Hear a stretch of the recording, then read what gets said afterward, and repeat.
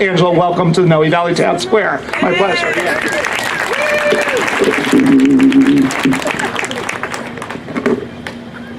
Feel like I'm in Italy. This is a piazza. Flex the cable. Is it working? Yeah. Okay. This is a piazza. We need to have many more piazzas like this all over San Francisco. This is the way we communicate. And it's extremely San Franciscan. So it's great to see all of you who came out tonight. Wonderful, wonderful crowd. I am running for mayor of San Francisco. I have done this before. I'm pretty experienced at this. I obviously enjoy campaigning. You know what I really love? My father always said, running for mayor of San Francisco is a 4-year liberal arts education. And he's absolutely right. You go from district to district, you go from culture to culture, and you learn so much about why this city has always been great. It's the people of San Francisco that make this city great. Yay! The homeless situation is absolutely unacceptable in any civilized society, especially in a rich society. It's unacceptable. So I thought I might run in 2019. Started going around all over town and checking out the tents. And I have to tell you that seeing so many people living in tents as though that's okay absolutely broke my heart after all the work that we did. In 2004, we did a plan called the 10-year plan to end chronic homelessness. Chronic homelessness is someone who's been on the streets for 3 to 6 years, generally triple diagnosed, generally mental health being one of those diagnoses, and generally 40 years old, 41 years old. Very, very hard to get someone who has been that entrenched in homelessness off the street. If you're on the streets for less than 90 days, it's very, very easy to get you off the street. If you're just a paycheck away from rent, if you call, it's very easy to keep you off the streets. So prevention is very easy. Once you get on the streets, if it's just for a small amount of time, it's easy. Once you've lived on the streets, that becomes your home. And that's what's happened in San Francisco. So we did the plan called Permanent Supportive Housing, the 10-year plan to end chronic homelessness. Let me tell you that within the 8 years, and then Gavin Newsom went to be lieutenant governor, within the 8 years, we housed 11,432 people in permanent supportive housing. Now let me tell you, thank you. Let me tell you why that's so important. Those 3 words, permanent, means it's not something that you go into a rehab for 6 months and then you're put back into the streets. If the city and county of San Francisco is going to pay for a program in the millions, and then have that program put you back on the street, then we need to change the program. The program has to be a stepping stone to permanent supportive housing. And supportive means health care and mental health care and minute clinics that are nearby. We did that. We had 17 buildings in the pipeline that were going for the unit. In other words, a unit, a real unit, a place where someone has a kitchen, a place where someone has a TV, a real place that they can call home, where they can get back up on their feet, where we can help them get a job, where they can start feeling again good about themselves again and becoming an amazing member of an amazing community called San Francisco. That was our goal, and we did it. And it just got, when Gavin left town, it just literally, the concept got dropped. And let me tell you why. It's very hard to do permanent supportive housing. You have to have your heart and your soul in it, like I have my heart and my soul in getting poor people off the streets of San Francisco. So that's why I'm running for mayor. That was the tipping point to get every single person who's willing to come off the streets into a nice home and start a nice life again, as they're very capable of doing. They are our brothers and our sisters, and we must treat them with respect. Having said that, the quality of life crimes are making our homeless people criminals. Once you make someone a criminal, they don't unbecome a criminal. Once you have an arrest warrant out for someone because they were asleep in a doorway with a cardboard box, and there was one other that covers a front door. Those are 3 violations of quality of life crimes that will get you in jail and start a criminal record. That is not what we want to do. We want to get people off the streets and get them in permanent supportive housing. There should be no quality of life crimes at all because you're poor. For the sole reason that you're poor. That is unconscionable.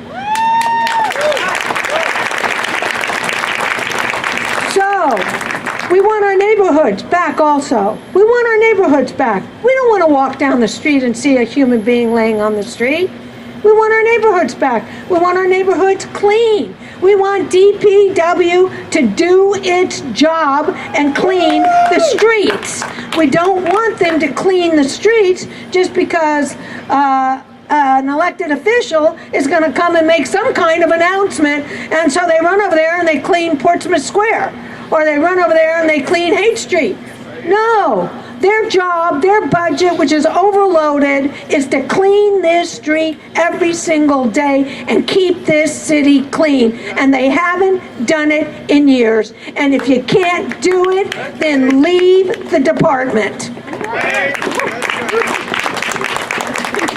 We've had a head of one department that's been there 22 years. That just doesn't work. He doesn't quite understand what the department's about anymore. We have a head of another department that literally is taking over our parks. Where the Summer of Love, my good buddies from the Summer of Love, the Council of Light, couldn't have their free day in the park to celebrate 50 years of an amazing summer in the city of San Francisco, 1967, that I was around for. I have to admit, I had to sneak out. I wasn't allowed. My father was running for mayor. I was the only girl of 6 brothers. There was not a chance in hell he was going to let me go over and see George Harrison, Bob Dylan, Janis Joplin. It was amazing, and I saw it all. But I got busted. I got totally busted. One of my 6 brothers saw me there. At any rate, when the Council of Light came to me, 300 people who were at the original Summer of Love, and said they were denied a permit because basically hippies are disrespected. This is the city and county of San Francisco, the city of love. This is the Summer of Love. People celebrate our Summer of Love all over the world. But we couldn't celebrate our Summer of Love with the original people. That really was ridiculous. So I go and I speak to these department heads, and they're so stuck in power. They're so stuck in having the authority to be able to tell hippies, you can't do it. And it stops there. It doesn't go to a commission. The commissioners in the city and county of San Francisco are the mayor's right hand. They are supposed to hear these complaints. They are supposed to decide. The public is supposed to have respect for them, and the department head is supposed to tell them what's happening. But when the department heads hold everything at the department head level and they hold all the power, the commissioners don't know what's going on. And that's exactly what happens with so many of the wonderful things we love. Let me give you an example. Flower stands. Where are the flower stands? They've been regulated out of business.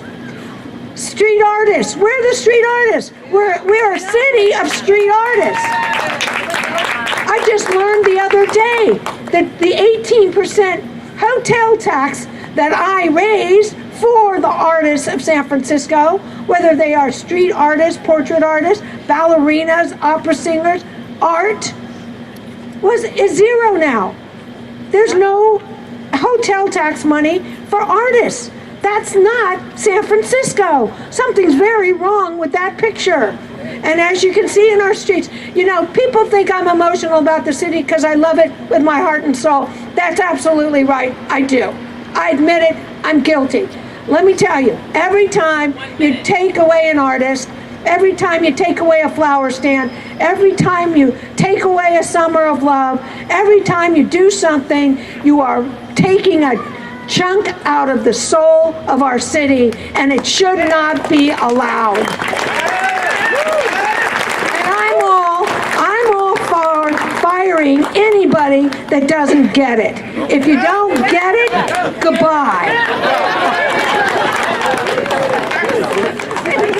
Angela, thank you so much. So I'm asking every candidate one question, and then I promise the person over here that she gets to ask the first question after me.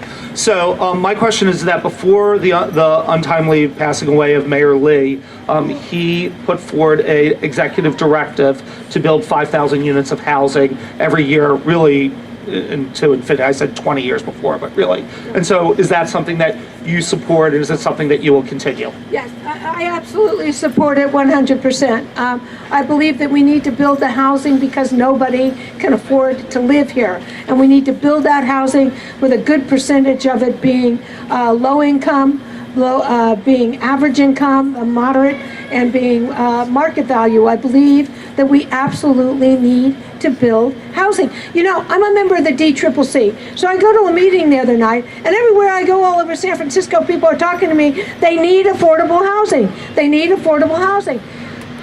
I go to the DCCC, they're all talking about affordable housing.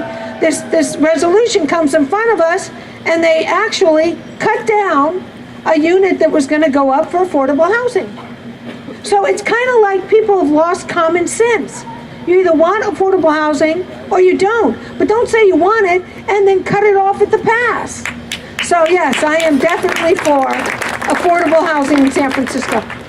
So Angela, what I'm going to ask people to do is that when they ask the question, I'm going to ask you to repeat it so that people can hear it. Okay. Okay. And so I know that the first question is over here. So go ahead. So one of the issues in actually making all of these promises regarding housing a reality seems to be the San Francisco Planning Department, which for those of us in Noe Valley see as an incredibly dysfunctional agency.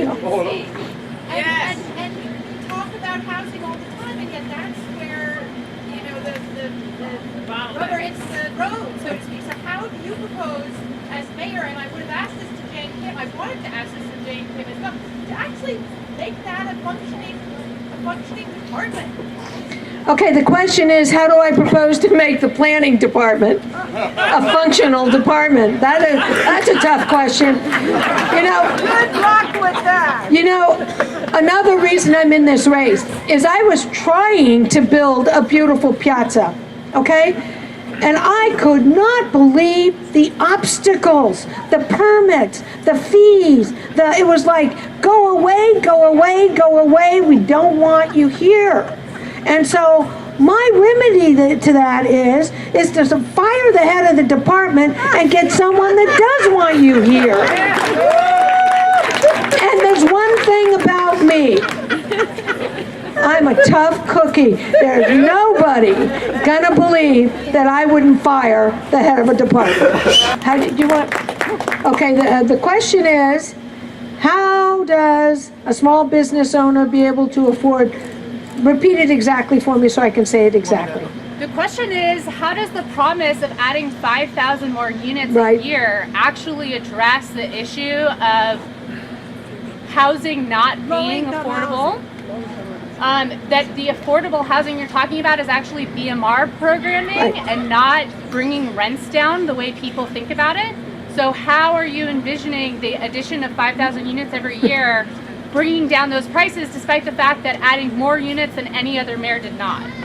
Here's my problem is I have to repeat that question. Well, I think that's fine if you Yeah. So the question is the following, and tell me if I'm saying it correctly. So basically, that under Ed Lee, we created more housing than any other mayor, and that from your point of view, that the price of housing has continued to go. That's not my point of view, that's That was your fact. question. I'm sorry. Well, anyway, I'm not going to get into the facts of this. I'm going to have to repeat your question. That the rents of housing has continued to go up, and so what? If you support the additional 5,000 units, how do you differentiate the units that are BMRs that are specifically targeted to a certain income level as opposed to market rate? Is that fair? How do you bring down the rent with adding more units when it hasn't so far? How do you bring down rent with adding more units when it hasn't done so far? Okay, there you go. Bravo. First of all, you're talking about the existing 5,000. I have made a pledge to add 5,000 new housing, okay? I have not made a pledge to stick to what the existing restrictions are on the new 5,000 housing. In other words, this city has such a huge divide between the people that own stores, the people that want to live here, the tech industry, and the government. All of those people need to be brought together in order to have equality in some way where a coalition of that group creates the ability to make those 5,000 housing units. I don't want to use the word affordable. There's nothing affordable. That's a really silly word to use. There's nothing affordable. It has to be able to fit the purposes of keeping a good government, keeping a city with stores, and keeping people that can pay what they can pay. So there has to be a sliding scale in the 5,000 housing that we have that allows for people, teachers, firefighters, paramedics, emergency services, to be able to live here where we need them to live, small business owners, to be able to live here and make the other buildings at the same time something where the builder, who I've spoken to so many in the last 10 days, has a reason to stay and not leave because he cannot profit. Now, there are ways of doing this. There are lots of... Stop? I'm sorry. Oh!